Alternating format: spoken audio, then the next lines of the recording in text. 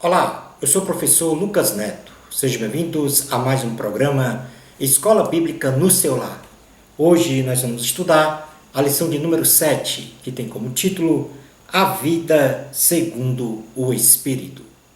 Dentro deste tema, nós vamos falar sobre 3 assuntos. E o primeiro deles será: a vida no Espírito pressupõe oposição à lei do pecado. Em segundo lugar, vamos falar sobre a vida no Espírito pressupõe oposição à natureza adâmica. E em terceiro lugar, vamos falar sobre a vida no Espírito pressupõe oposição entre a nova ordem e a antiga. Vamos então dar início à nossa aula de hoje. Nenhuma condenação há para os que estão em Cristo Jesus. Romanos, vamos fazer uma leitura em Romanos, capítulo de número 8, versículo do 1 ao 4. Romanos, capítulo 8, versículos 1 ao 4 diz assim: Agora, pois, já nenhuma condenação há para os que estão em Cristo Jesus. Porque a lei do Espírito da vida em Cristo Jesus te livrou da lei do pecado e da morte. Porquanto que for impossível à lei, no que estava enferma pela carne, e isso fez Deus enviando o seu próprio Filho, em semelhança de carne pecaminosa, e no tocante ao pecado, e com efeito, condenou Deus na carne o pecado, a fim de que o preceito da lei se cumprisse em nós, que não andamos segundo a carne, mas segundo o Espírito. A lei, basicamente 2 leis, regem a vida de um homem, sob o ponto de vista espiritual, a saber, a lei do pecado e da morte. Esta foi interiorizada na humanidade através da desobediência de Adão e Eva, que de forma abrupta quebrantou a lei de Deus, materializada na ação do comer o fruto proibido, tendo como consequência a separação do homem de Deus. O pecado de Adão e Eva, definido como a transgressão da lei, propiciou a morte física e espiritual do homem, transferida por herança a toda a humanidade, de geração a geração. O pecado gerou a morte e assim todos pecaram, melhor dizendo, e carecem da glória de Deus. Romanos, capítulo 6, versículo 23, a parte A, diz: Porque o salário do pecado é a morte. E Romanos 3, 23 diz o seguinte: Pois todos pecaram e carecem da glória de Deus. A lei do pecado e da morte estabelece na natureza humana um estado de debilidade espiritual, de fraqueza, de impotência e de vulnerabilidade às tentações pecaminosas.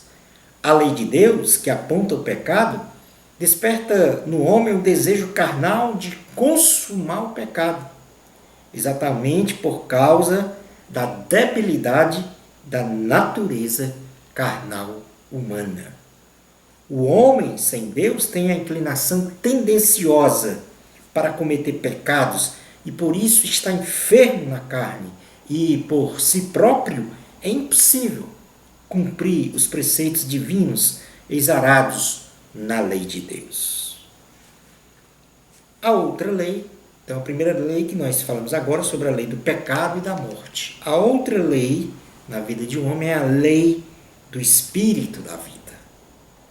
Aprove a Deus enviar a esta terra o seu Filho amado Jesus Cristo como homem, isto é, em carne, numa natureza humana, sem pecado, com uma vida de obediência a Deus para cumprir a lei de Deus por toda a humanidade e pelo poder divino derrotar e condenar a lei do pecado e da morte através do seu sacrifício de morte na cruz do Calvário.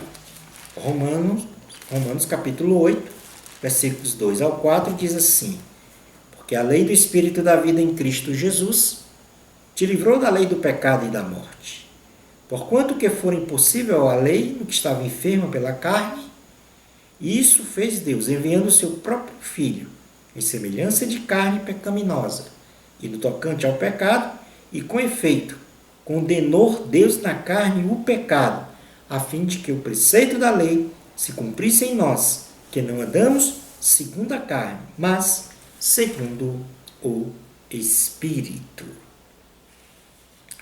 O homem que se deixa presidir pelo Espírito Santo se inclina para as coisas de Deus e rejeita a consumação do pecado em sua vida. Pois quem está em Cristo Jesus é uma nova criatura. As coisas velhas já passaram. Segunda carta aos Coríntios, capítulo de número 5, versículo 17, diz assim a palavra do Senhor. E assim, se alguém está em Cristo, é nova criatura. As coisas antigas já passaram, eis que se fizeram novas. A lei do Espírito da vida, ao adentrar no coração do homem, estabelece contra a natureza humana a fortaleza espiritual, a capacidade de resistir ao diabo e suas respectivas tentações, obedecendo sempre à vontade soberana do Senhor Jesus. Nenhuma condenação há para os que estão em Cristo Jesus. E aí a gente volta a ler o versículo 1 do capítulo 8 da carta aos Romanos, que diz: agora, pois, já nenhuma condenação há para os que estão em Cristo Jesus. Passemos agora a estudar o item 2 da lição. A vida no Espírito pressupõe oposição à natureza adâmica. As duas naturezas do homem. Basicamente, duas naturezas regem a vida de um homem. O que concerne ao seu comportamento moral, social e espiritual, sendo a primeira conhecida como a natureza adâmica, que se caracteriza sumariamente numa vida movida pelos desejos carnais, ou seja, a natureza carnal pecaminosa prevalece em seus pensamentos e atos, em detrimento de qualquer outra vontade externa ao seu ser. Em contrapartida, a natureza espiritual se caracteriza por uma vida pautada em seus pensamentos e atos voltados para o viver em Cristo, ter a mente de Cristo e realizar sempre a vontade de Cristo.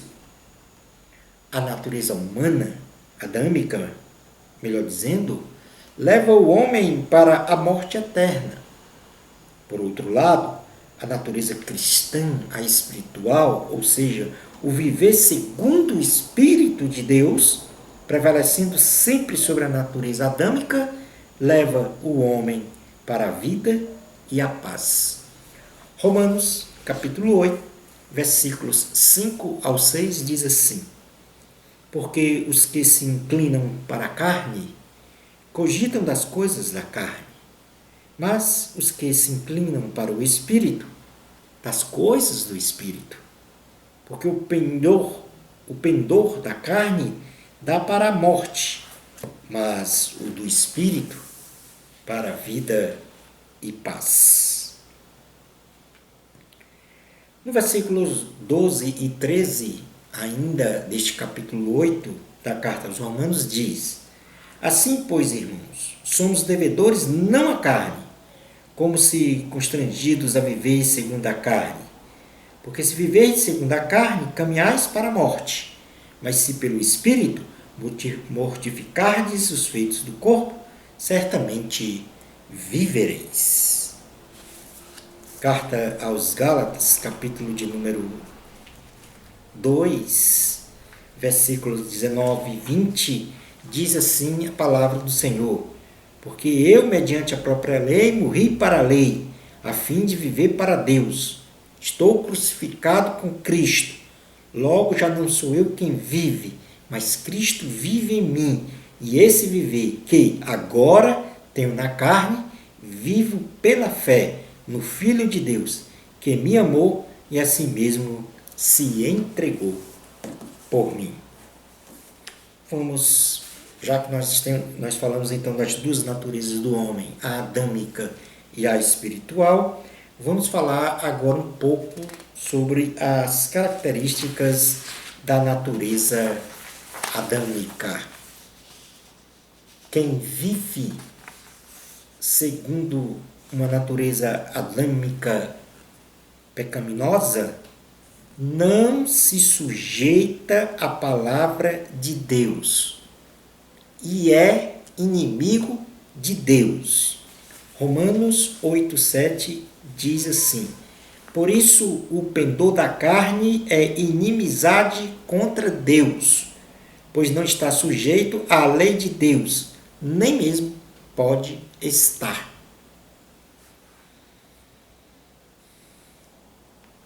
Na carta de Tiago, capítulo de número 4, versículo 4, diz assim a palavra do Senhor: infiéis, não compreendeis que a amizade do mundo é inimiga de Deus? Aquele, pois, que quiser ser amigo do mundo, constitui-se inimigo de Deus. Em segundo lugar, a segunda característica da natureza adâmica é que quem vive segundo os desejos carnais, pecaminosos, não agrada a Deus. Romanos, capítulo 8, versículo 8, diz assim: portanto, os que estão na carne não podem agradar a Deus.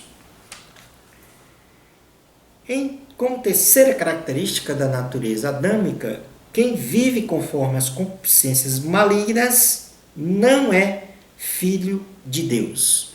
Romanos capítulo 8, versículo 9 diz: vós, porém, não estáis na carne, mas no Espírito. Se de fato o Espírito de Deus habita em vós, e se alguém não tem o Espírito de Cristo, esse tal não é dele. Na primeira carta de João, capítulo de número 3, versículos 8 ao 10, diz assim a palavra do Senhor: aquele que pratica o pecado procede do diabo, porque o diabo vive pecando desde o princípio.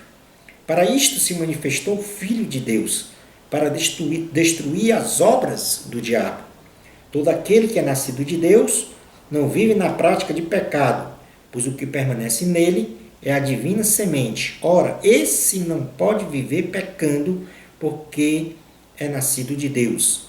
Nisto são manifestos os filhos de Deus e os filhos do diabo. Todo aquele que não pratica a justiça não procede de Deus, nem aquele que não ama a seu irmão. Portanto, três características da natureza adâmica: não se sujeita à palavra de Deus e é inimigo de Deus, não agrada a Deus, em segundo lugar, e em terceiro lugar, não é filho de Deus. Agora vejamos as características da natureza cristã. Quem vive segundo o Espírito pratica a justiça, ou seja, as coisas certas segundo a vontade de Deus, e está literalmente morto para o pecado. Romanos, capítulo 8, versículo 10 diz: se porém Cristo está em vós, o corpo na verdade está morto por causa do pecado, mas o Espírito é vida por causa da justiça. Em segundo lugar, como segunda característica da natureza cristã, espiritual, quem vive segundo o Espírito tem absoluta certeza de sua ressurreição ou transformação para um corpo glorificado e de vida eterna, assim como Cristo ressuscitou. Romanos capítulo 8, versículo 11 diz: se habita em vós o Espírito, daquele que ressuscitou a Jesus dentre os mortos, esse mesmo que ressuscitou a Cristo Jesus dentre os mortos, vivificará também o vosso corpo mortal por meio do seu Espírito que em vós habita. Como terceira característica da natureza cristã, ou quem vive conforme a vontade do Senhor Jesus em espírito, é filho de Deus. E o próprio Espírito de Deus testifica em nosso espírito que somos filhos de Deus. Aleluia. Romanos capítulo 8, versículos 14 ao 17 diz o seguinte: assim, pois, irmãos, somos devedores não à carne, como se constrangidos a viver segundo a carne. Porque se viverdes segundo a carne, caminhais para a morte. Mas, se pelo Espírito mortificardes os feitos do corpo, certamente vivereis. Pois todos os que são guiados pelo Espírito de Deus são filhos de Deus. Passemos agora a estudar o item 3 da lição, que fala sobre a vida no Espírito, que pressupõe oposição entre a nova ordem e a antiga. A natureza geme por causa do pecado.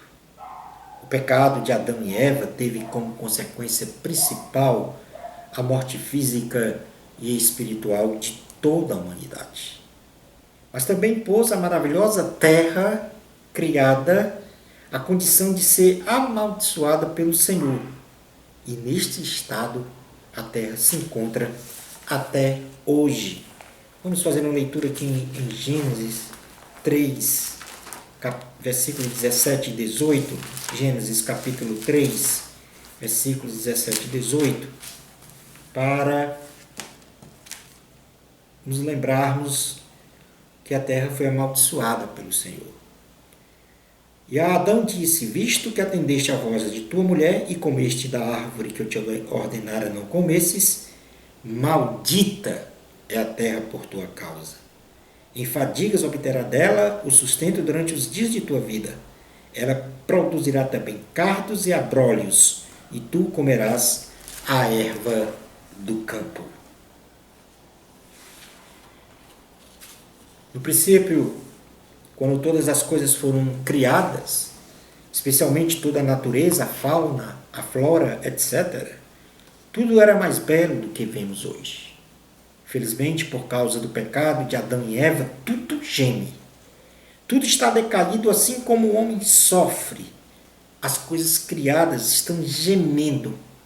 Porém, apesar de não terem a racionalidade de pensar, aguardam, tal qual os filhos de Deus, a esperança futura da segunda vinda de Cristo para serem restauradas, e aos homens a transformação para um corpo glorificado, imune às doenças, fome, sede, dores, sofrimentos. Romanos capítulo 8, versículos 20 ao 23 diz o seguinte: pois a criação está sujeita à vaidade. Não voluntariamente, mas por causa daquela que a sujeitou, na esperança de que a própria criação será redimida do cativeiro, da corrupção para a liberdade, da glória dos filhos de Deus. Porque sabemos que toda a criação a um só tempo geme e suporta angústias até agora. E não somente ela, mas também nós que temos as primícias do Espírito, igualmente gememos em nosso íntimo, aguardando a adoção de filhos, a redenção do nosso corpo. A esperança da futura glória. As nossas dores de hoje não podem ser comparadas à glória futura que há de vir. O cristão, pela fé, tem a certeza que em breve Jesus voltará e nos libertará de um corpo corruptível para um corpo incorruptível, de um corpo mortal para um corpo imortal, e assim viveremos para sempre com o Senhor. Romanos, capítulo 8, versículos 18 e 19 diz: porque para mim tenho por certo que os sofrimentos do tempo presente não podem ser comparados com a glória que há de ser revelada em nós. A ardente expectativa da criação aguarda a revelação dos filhos de Deus.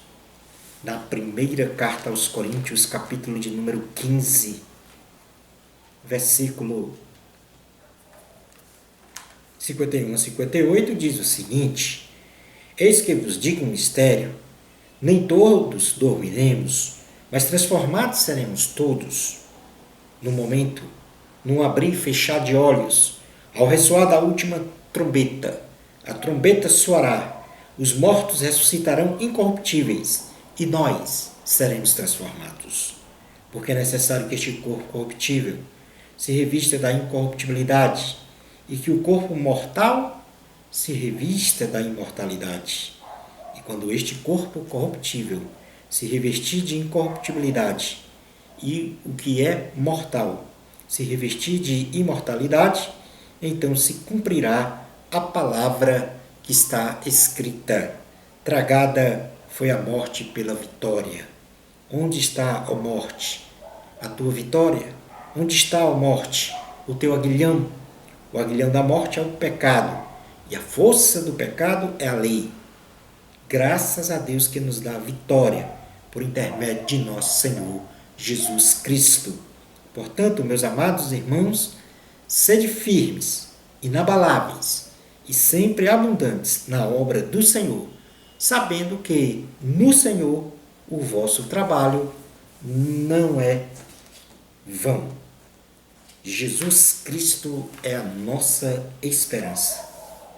E por isso aguardamos com longanimidade a volta de Jesus para buscar a sua igreja. É pela fé em Jesus, fruto da sua maravilhosa graça, que somos salvos. Romanos capítulo 8, versículo 24 a 25 diz assim: Porque na esperança fomos salvos. Ora, esperança que se vê não é esperança, pois o que alguém vê, como o espera? Mas se esperamos o que não vemos, com paciência o aguardamos. A oração divina. Não sabemos orar, pelo fato de termos uma capacidade limitada, não conhecendo o futuro e nem a vontade de Deus em toda a sua plenitude. Precisamos significativamente da ajuda do Espírito Santo para orar alinhado à vontade de Deus. E a prova maior desta necessidade está consubstanciada quando os discípulos de Jesus pedem a Ele para que os ensine a orar. O Senhor, na oração do Pai Nosso, diz: Pai Nosso que está nos céus, santificado seja o teu nome, venha o teu reino, seja feita a tua vontade, assim na terra como no céu. A oração de Jabes anuncia de forma gloriosa que ao pedirmos bênçãos de Deus sobre nós, seja pedido segundo a vontade de Deus. Porque em assim fazendo, Ele nos concederá bênçãos sem medidas. Vamos fazer uma leitura aqui no primeiro livro das Crônicas, no seu capítulo de número 4, versículo de número 10, diz assim a palavra do Senhor. 4:10. Jabes invocou o Deus de Israel, dizendo: tomara que me abençoes e me alargue as fronteiras, que seja comigo a tua mão e me preserves do mal, de modo que não me sobrevenha aflição. E Deus lhe concedeu o que ele tinha pedido. A oração de Jabes trouxe os seguintes princípios para nós. Em primeiro lugar, Jabes reconhece que não é merecedor das bênçãos de Deus e sabe que não possui méritos para recebê-las, porque estas são concedidas por um favor sobrenatural de Deus. Provérbios 10, 22 diz assim a palavra do Senhor. Provérbios 10, 22. A bênção do Senhor enriquece e com ela ele não traz desgosto. Jabes também pede a Deus, como segundo princípio, exatamente aquilo que o Senhor tem reservado para ele, segundo a vontade de Deus e não para os seus próprios deleites pessoais. Quanto mais oramos a Deus, mais conhecemos a sua vontade para a nossa vida e passamos a pedir a Deus em oração precisamente o que Ele quer nos conceder. Na primeira carta de João, capítulo de número 5, versículos 13 ao 15, diz assim: Estas coisas vos escrevi, a fim de saberdes que tendes a vida eterna, a vós outros que credes em nome do Filho de Deus. E esta é a confiança que temos para com Ele, que se pedirmos alguma coisa segundo a sua vontade, Ele nos ouve.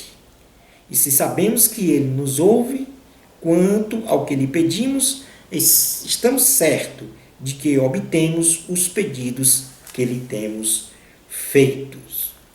Tiago, no capítulo 4, fala a questão oposta, quando diz: De onde procedem guerras e contendas que há entre vós? De onde, senão dos prazeres que militam na vossa carne? Cobiçais e nada tendes, matais, invejais e nada podeis obter, viveis a lutar e a fazer guerras, nada tendes porque não pedis, pedis e não recebeis, porque pedis mal, para esbanjardes em vossos prazeres.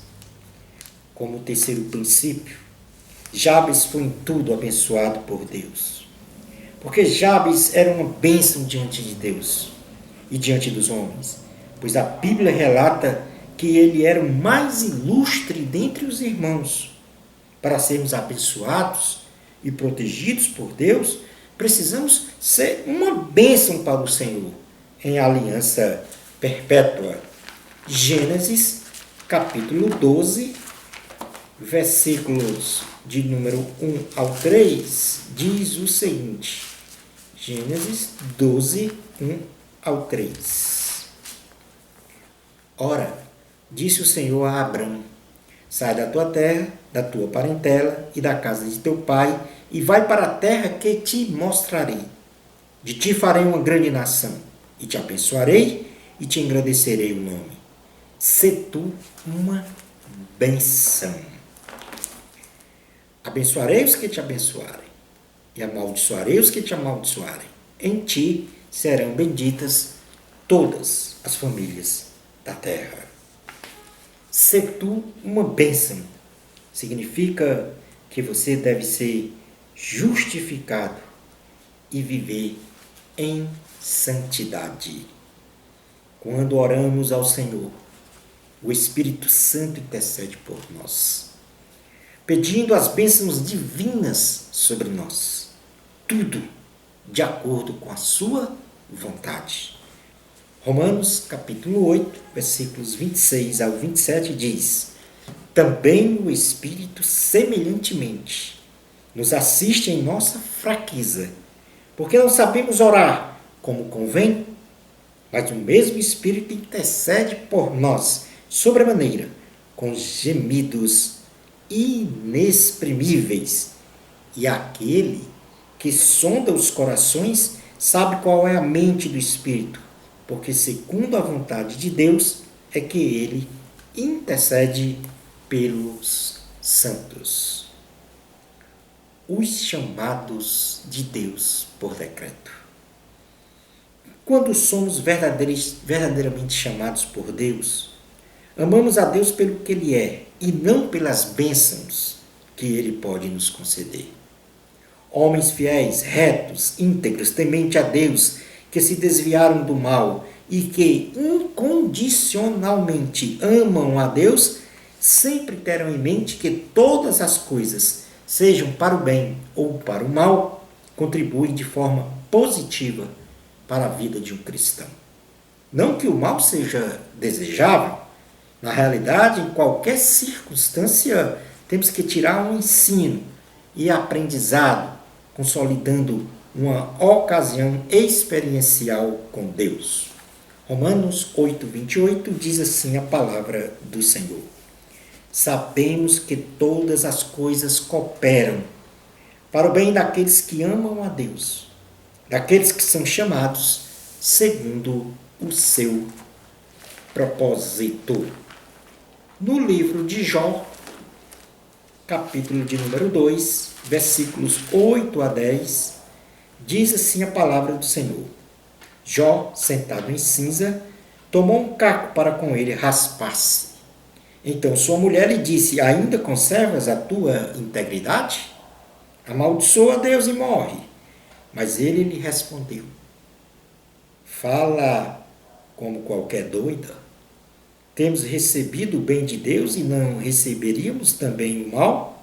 Em tudo isso, não pecou Jó com seus lábios. A predestinação bíblica. A confissão e o arrependimento dos pecados são indispensáveis para a nossa salvação. E o arrependimento traz à mente do ser humano uma reflexão e uma vontade de voltar-se para Deus. A salvação possui várias etapas. E são nestas etapas que vamos desfrutando das bênçãos do Senhor em um processo que começa e termina em Deus. O apóstolo Paulo menciona algumas destas etapas na escrita do capítulo 8, versículos 29 e 30, com realce para a predestinação, que do ponto de vista bíblico quer dizer, Deus determinou que aqueles que crescem em Cristo seriam salvos e teriam vida eterna. E os que não crescem seriam condenados à morte eterna. Leamos Romanos capítulo 8, versículos 28 ao 30, que diz o seguinte: sabemos que todas as coisas cooperam para o bem daqueles que amam a Deus, daqueles que são chamados segundo o seu propósito. Porquanto aos que de antemão conheceu, também os predestinou, para serem conformes à imagem de seu Filho, a fim de que ele seja o primogênito entre muitos irmãos. E aos que predestinou, a esses também chamou, e aos que chamou, a esses também justificou, e aos que justificou, a esses também glorificou. A vitória garantida. O apóstolo Paulo, recitando um cântico de vitória numa sequência lógica de 7 indagações, coloca em destaque a proteção de Deus sobre nós. O seu amor para conosco, quando entregou o seu único Filho para morrer por nós, sua disposição de nos abençoar em tudo, a concessão de nossa absolvição da condenação eterna por meio da morte e ressurreição de Cristo, pois é Deus quem nos justifica, nos declara justos diante de Deus. A permanente intercessão do Senhor Jesus por nós diante do Pai,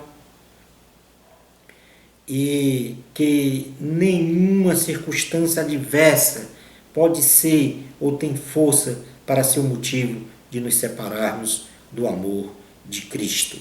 Romanos capítulo 8, versículo 31 a 35 diz: que diremos, pois, à vista destas coisas? Se Deus é por nós, quem será contra nós? Aquele que não poupou seu próprio Filho, antes por todos nós o entregou, porventura não nos dará graciosamente com ele todas as coisas? Quem tentará acusação contra os eleitos de Deus? É Deus quem os justifica. Quem os condenará? É Cristo Jesus quem morreu, ou antes quem ressuscitou, o qual está à direita de Deus e também intercede por nós. Quem nos separará do amor de Cristo? Será tribulação? Ou angústia? Ou perseguição? Ou fome? Ou nudez? Ou perigo? Ou espada? No versículo 38 e 39 diz: porque eu estou bem certo de que nem a morte, nem a vida, nem os anjos, nem os principados, nem as coisas do presente, nem do porvir, nem os poderes, nem a altura, nem a profundidade, nem qualquer outra criatura poderá separar-nos do amor de Deus que está em Cristo Jesus, nosso Senhor. O apóstolo Paulo também reforça que em Cristo somos mais que vencedores, ou seja, jamais seremos destruídos. Romanos capítulo 8, versículos 36 a 37 diz, como está escrito, por amor de ti, somos entregues à morte o dia todo. Fomos considerados como ovelhas para o matadouro. Em todas estas coisas, somos mais que vencedores, por meio daquele que nos amou. Na segunda carta aos Coríntios, capítulo de número 4, versículo 6 ao 9, diz assim a palavra do Senhor. Segunda carta aos Coríntios, capítulo 4, 6 ao 9. Porque Deus que disse, das trevas resplandecerá a luz, Ele mesmo resplandeceu em nosso coração para a iluminação do conhecimento da glória de Deus na face de Cristo. Temos, porém, este tesouro em vasos de barro, para que a excelência do poder seja de Deus e não de nós. Em tudo somos atribulados, porém não angustiados, perplexos, porém não desanimados, perseguidos, porém não desamparados, abatidos, porém não destruídos. Abatidos, porém não destruídos. Concluindo a aula de hoje, todos nós, indistintamente, carecemos da glória de Deus. E por isso, temos que contemplar permanentemente uma fervorosa vida espiritual com Jesus, nos sólidos pilares da pureza moral de Deus, da integridade moral de Deus, no amor de Deus e cheio do Espírito Santo. Esta é a vida segundo o Espírito. Uma bênção especial do Senhor Jesus para você. Amor a Cristo. A glória é de Deus. Até ao nosso próximo programa, Escola Bíblica no seu lar, se Deus permitir.